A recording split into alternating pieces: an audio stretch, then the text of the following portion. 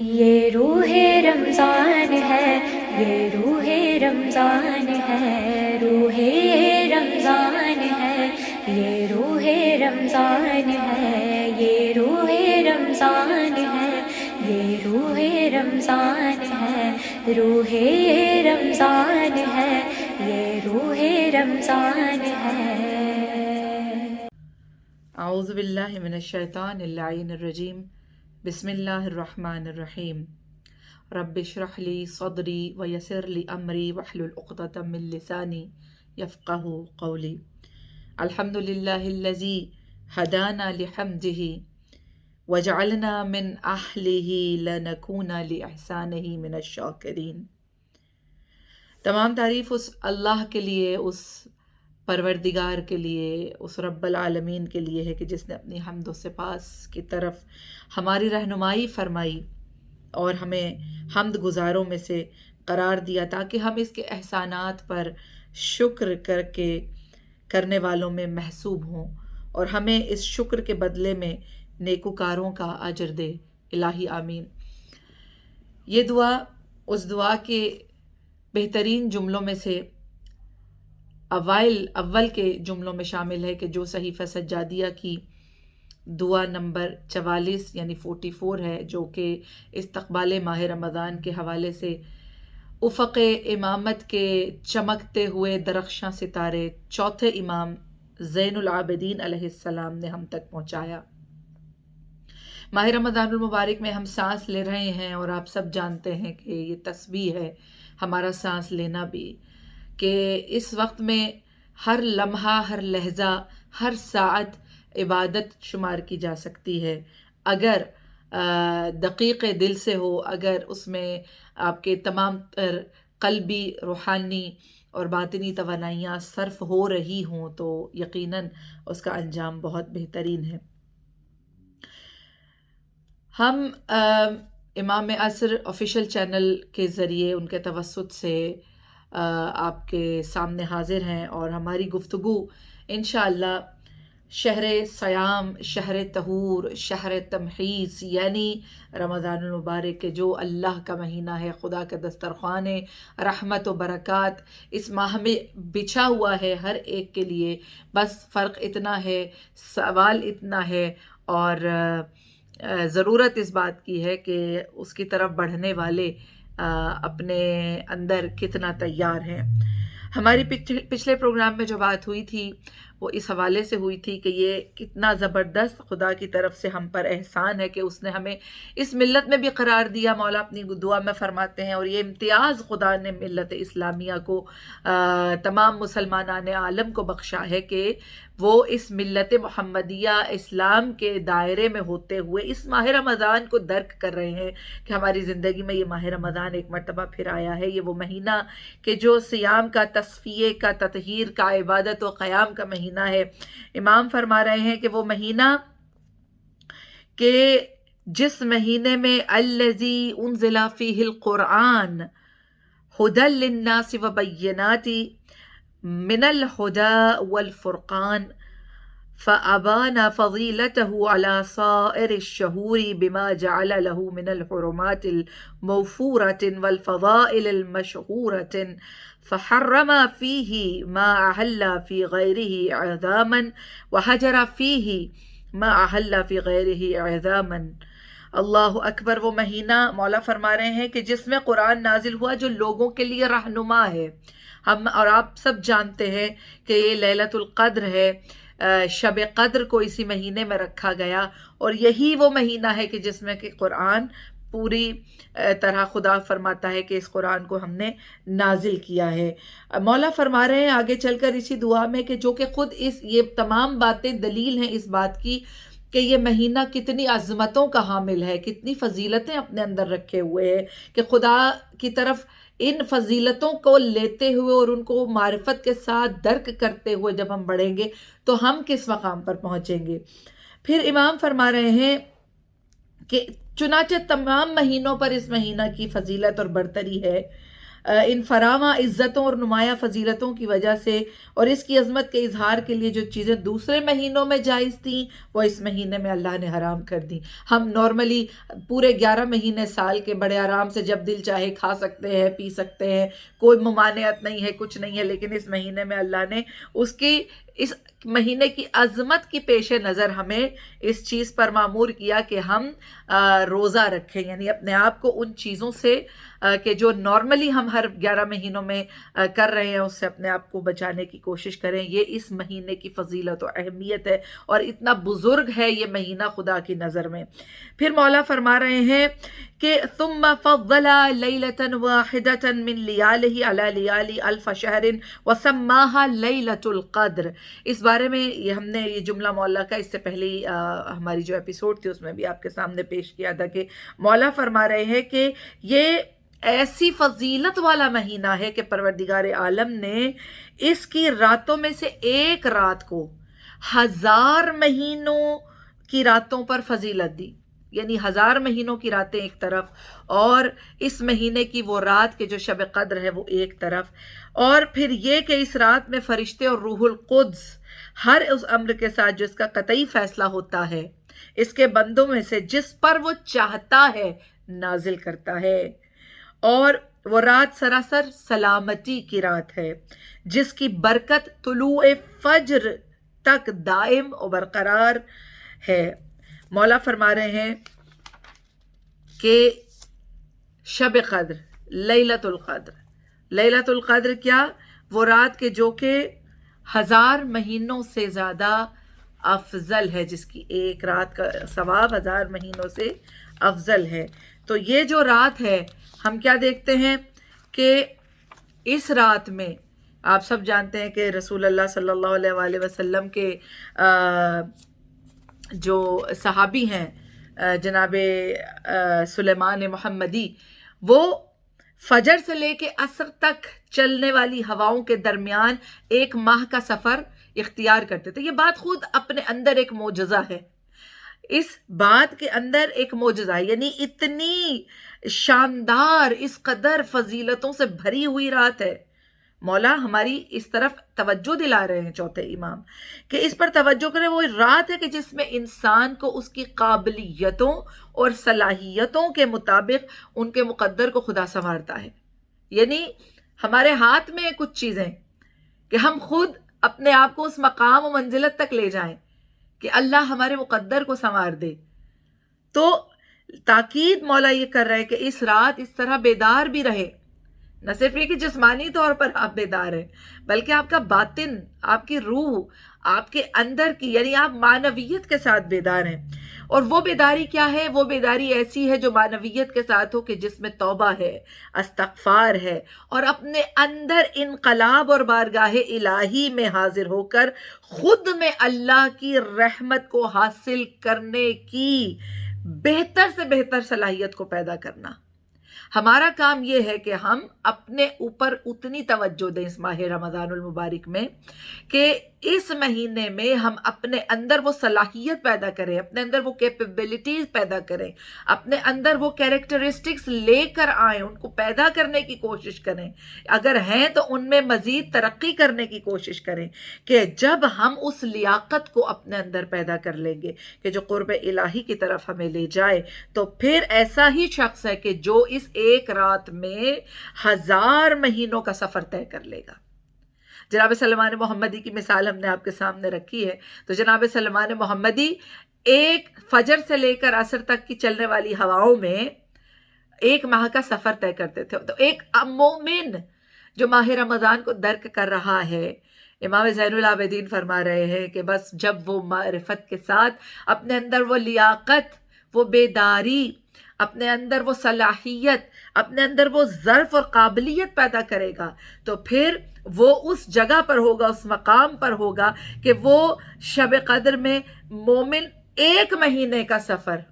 1 مہینے نہیں بلکہ 10 مہینے نہیں بلکہ 1000 مہینوں کا سفر طے کر لے گا ایک رات میں۔ یہ کتنی بڑی معجزے کی بات ہے،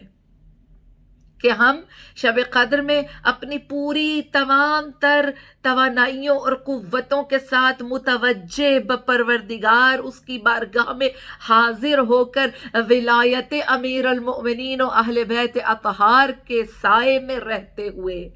جب ہم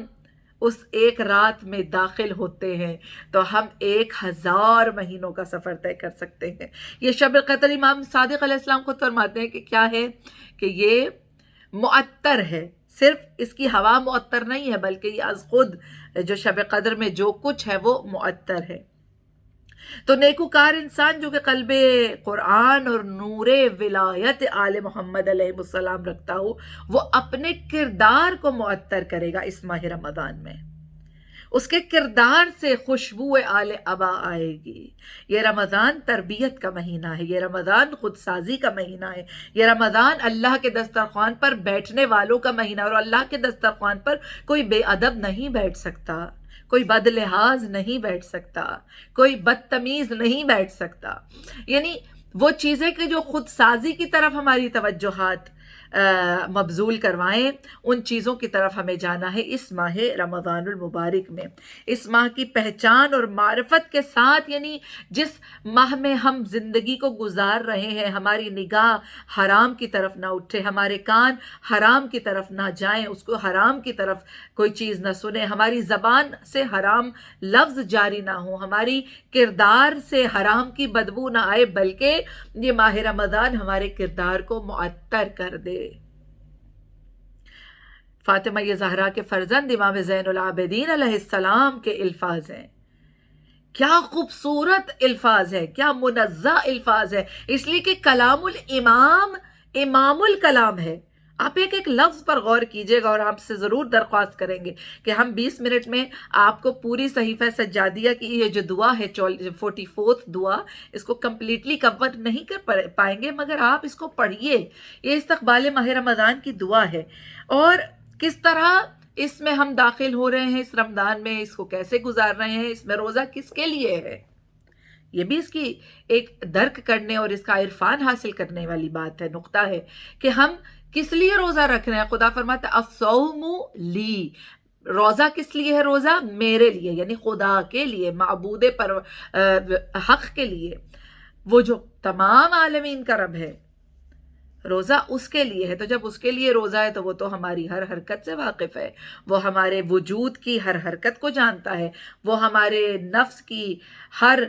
کمی بیشی کو جانتا ہے، وہ ہمارے دل میں کیا چل رہا ہے اس کو بھی جانتا ہے۔ تو یعنی روزہ جب اللہ کے لیے ہے تو روزہ کس طرح سے رکھا جائے گا؟ روزہ ایسے رکھا جائے کہ اعضاء بھی اس کی نافرمانی نہ کریں، جو اعضاء اس اللہ نے ہمیں دے کر بھیجے وہ بس اس کی بارگاہ میں مصروف رہیں، وہ اس کی عبادت میں مصروف رہیں، وہ اس کی خوشنودی کا باعث ہوں۔ یہ امام کا اسی اس میں مولا فرما رہے ہیں، ہم آپ کے سامنے یہ جملے مولا کے پیش کریں گے کہ مولا فرما رہے ہیں کہ یعنی اس ماہ رمضان کی عزت و حرمت کو ہم بلند جانے، ہمیں یہ توفیق دے، اور اس میں ان چیزوں سے جس سے تو نے منع کیا ہم باز رہیں، اور جن سے تو نے منع کیا ان سے ہم اجتناب کریں، اور اس کے روزے رکھنے میں ہمارے اعضاء کو نافرمانیوں سے بچا، نافرمانیوں سے روکنے اور ان کاموں میں مصروف رکھنے سے جو تیری خوشنودی کا باعث ہوں، ہماری اعانت فرما، ہماری مدد فرما کہ ہمارے اعضاء و جوارح بھی تیری نافرمانی نہ کریں، اور ہم بیہودہ باتوں کی طرف کان نہ لگائیں، فضول چیزوں کی طرف بے محاب نظریں نہ اٹھائیں، یعنی ہماری ہر چیز، نہ فضول چیزوں کی طرف نظریں اٹھائیں، نہ حرام کی طرف ہاتھ بڑھائیں، نہ امر ممنوع کی طرف پیش قدمی کریں، نہ تیرے جلال کو کی ہوئی چیزوں، نہ تیری حلال کی ہوئی چیزوں کے علاوہ کسی کو ہمارے شکم کی جو ہے وہ قبول نہ کریں، یعنی ہماری زبانیں اگر گویا ہوں تو فقط تیری بات بیان کریں، صرف ان چیزوں کے بجا لانے کا بار اٹھائیں جو تیرے ثواب سے ہمیں قریب کریں. یہ وہ پیغامات ہیں جو امام ہمیں ماہ رمضان کے حوالے سے دے رہے ہیں کہ یہ وہ پیغام ہے کہ جن پر ہم عمل نہ کریں گے تو یہ ہمارا روزہ رکھنا، یہ ہمارا بھوکا رکھنا، اپنے آپ کو رکھنا، یہ پیاس کو برداشت کرنا، یہ فقط بھوک اور پیاس رہ جائے گی. یہ صرف ایک فاقہ ہوگا، روزہ نہیں ہوگا. لہٰذا ہماری کان بےہودہ بات نہ سنیں. اب ہمارے کان کون سی بےہودہ بات ہے جو سن سکتے ہیں؟ چغلی، غیبت، کسی کی برائی، کسی کے بارے میں فتنہ انگیز بات کرنا، کسی کے بارے میں شر پھیلانا، یہ تمام وہ چیزیں ہیں کہ جو ہمارے کان سن سکتے ہیں. ہماری زبانوں کو اللہ، یہ مولا دعا فرما رہے ہیں کہ ہماری زبانیں محفوظ رہیں ان چیزوں سے،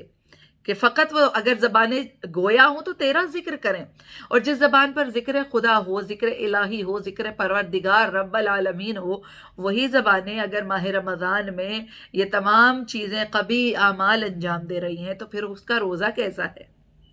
وہ روزہ نہیں ہے. یہ امام کے پیغامات ہیں. امر ممنوعہ کی طرف ہمارے قدم نہ بڑھے. بہت سارے ہمارے اور آپ کے درمیان ایسے لوگ ہیں، مسلمان ہیں، مومنین ہیں، کہ جو ماہ رمضان میں 5 وقت نماز بھی پڑھ رہے ہیں، ماہ رمضان میں ان کے سر پر چادر بھی ہے، ماہ رمضان میں وہ حجاب کو بھی کر رہے ہیں، لیکن جیسے ہی ماہ رمضان ختم ہوا تو سب چیزیں بالائے طاق رکھ دی گئیں. ایسا نہیں ہے عزیزان گرامی. رمضان ہر انسان جو ہے نا، ہم جتنے انسان ہیں وہ محتاج ہیں اس بات کے کہ ہمیں اصلاح ملے، ہماری اصلاح کی جائے، ہمیں ہدایت کی جائے. ہم اپنی اصلاح کے اور تہذیب نفس کے محتاج ہیں. اسی لیے اللہ نے ہماری تربیت کے لیے اس ماہ رمضان کو بھیجا. بہت ہی خوبصورت بات کہی کہ رسول خدا صلی اللہ علیہ وآلہ وسلم کے حوالے سے کہ رسول اللہ نے اپنے اصحاب کے ساتھ تشریف فرما تھے اور فرمایا کہ کیا تمہیں معلوم ہے، تمام اصحاب کی طرف نظر کی اور کہا سبحان اللہ ماذا تستقبلون، سبحان اللہ ماذا تستقبلون. اپنے اصحاب میں بیٹھے ہیں اور رسول خدا نے 3 مرتبہ تکرار فرمائی، کہا مبرہ ہے، منزہ ہے وہ خدا، کیا تم جانتے ہو کہ تمہاری طرف کیا آ رہا ہے؟ ہر قسم کے اصحاب، ہر قسم کے صحبت والے رسول اللہ کی صحبت میں بیٹھے ہوا کرتے تھے. ان میں سے ایک رسول اللہ کی طرف سوال کرنے لگا، کہا وحی نزل او عدو حضر، کیا ہوا رسول اللہ، کون آ رہا ہے؟ کہ یا تو کوئی وحی آ رہی ہے یا کوئی دشمن حملہ کرنے والا ہے، جیسے کہ آپ فرما رہے ہیں. رسول اللہ صلی اللہ علیہ وآلہ وسلم نے فرمایا کہ یہ ماہ رمضان المبارک ہے جو تمہاری طرف آ رہا ہے، یہی جس میں اب ہم آپ سانس لے رہے ہیں، ہم اور آپ جس میں انشاءاللہ اپنے خدا کی طرف قربت کا سفر طے کر رہے ہیں. رسول اللہ فرماتے ہیں کہ پھر متوجہ ہوئے رسول خدا اور فرمایا یغفر فی اول رمضان لکل اہل القبلہ، کہ اللہ نے پہلی ہی رمضان کو اہل قبلہ یعنی تمام مسلمانان کو بخش دیا. اب کوئی بیٹھا تھا، اس نے بڑی ہنسی سے طنزیہ تمسخرانہ انداز میں نعوذ باللہ من ذالک رسول اللہ صلی اللہ علیہ وآلہ وسلم کی بارگاہ میں اس طرح سے گفتگو کی کہ ہاں بخن بھائی یہ تو بہت اچھی بات ہے، یعنی اس کے اندر ایک انداز تمسخر تھا. تو رسول اللہ صلی اللہ علیہ وآلہ وسلم نے فرمایا کہ ضاق صدرک، کیا تو بخیل ہے کہ تجھے یہ بات اچھی نہیں لگی کہ اللہ نے تمام مسلمانوں کو پہلے ہی رمضان میں بخش دیا؟ پھر تمام ان لوگوں کی طرف متوجہ ہوئے جو رسول اللہ سے توسل کر رہے تھے اور رسول اللہ کے ساتھ جڑے ہوئے تھے. تب رسول اللہ صلی اللہ علیہ وآلہ وسلم نے فرمایا کہ سب مسلمانان بخشے جائیں گے، تمام اہل قبلہ بخش دیے جائیں گے سوائے 3 گروہوں کے. پہلا وہ کہ جس کے سامنے میرا نام لیا جائے اور وہ درود نہ پڑھے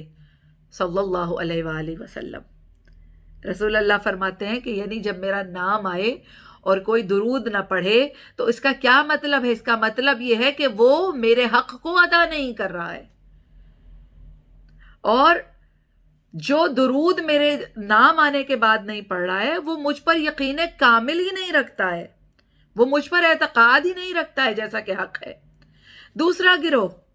دوسرا وہ گروہ کہ جو عاقل والدین ہے، یعنی وہ شخص، وہ زن و مرد جن کو ان کے والدین نے عاق کر دیا ہو، کہا سب کو خدا بخش دے گا مگر وہ جو عاقل والدین ہیں ان کو خدا نہیں بخشے گا۔ تو اس وقت جتنے بھی ہم یہاں پر موجود ہیں، جو بھی اس پروگرام کو دیکھ رہے ہیں، اس پروگرام کی توسط سے ہم یہ آپ کے سامنے دست بستہ عرض کریں گے کہ اپنے والدین کو خوش رکھنے کی کوشش کریں۔ ان کے سامنے اللہ فرماتا ہے لا افن، اف کا لفظ بھی نہ ہو، یعنی اس طرح سے اپنے والدین کے سامنے با ادب رہو، اس لیے کہ یہ نفس کی تہذیب کو سکھانے اور اصلاح کرنے والا مہینہ ہے جس میں تم سانس لے رہے ہو۔ تیسرا وہ گروہ، رسول اللہ صلی اللہ علیہ وآلہ وسلم فرماتے ہیں تیسرا وہ گروہ ہے کہ جس کو خدا نہیں بخشے گا، اور وہ گروہ کون سا ہے کہ جن کو ماہ رمضان المبارک میسر آیا ہو اور انہوں نے اس رمضان کے شب و روز سے فائدہ نہ اٹھایا ہو، یعنی بدبخت ہے وہ شخص کہ جو ماہ رمضان جس کی طرف آئے اور وہ اس سے فائدہ نہ اٹھائے۔ یعنی اگر انسان اپنے اندر وہ اہلیت و قابلیت ہی نہیں رکھتا، جہاں سے گفتگو سٹارٹ ہوئی تھی، اگر وہ اہلیت ہی نہیں رکھتا ہے، قابلیت ہی نہیں رکھتا ہے، تو پھر وہ اس رمضان کی کوئی بھی معرفت کو حاصل نہ کر سکے گا، یعنی وہ بدبخت ہوگا، وہ اس کو خدا کبھی نہیں بخشے گا۔ وہ شخص جو ماہ رمضان میں اپنی بخشش کو نہ کروا سکے تو پھر اس کی بخشش نہیں کی جائے گی۔ انشاءاللہ ابھی چند دنوں میں، ایک دو دن میں امام حسن مجتبی سبزقبا علیہ السلام کی ولادت بھی آپ منائیں گے۔ خدا اس امام کی برکت سے آپ کے رزق و روزی میں برکتیں عطا فرمائے، اور ان امام کی جو فاطمہ زہرا کی گود کے پہلے لال ہیں، ان کے صدقے میں آپ سب کو ماہ رمضان میں اپنے پروردگار کی قربت حاصل کرنے کی توفیق عطا فرمائے۔ والسلام علیکم ورحمۃ اللہ وبرکاتہ۔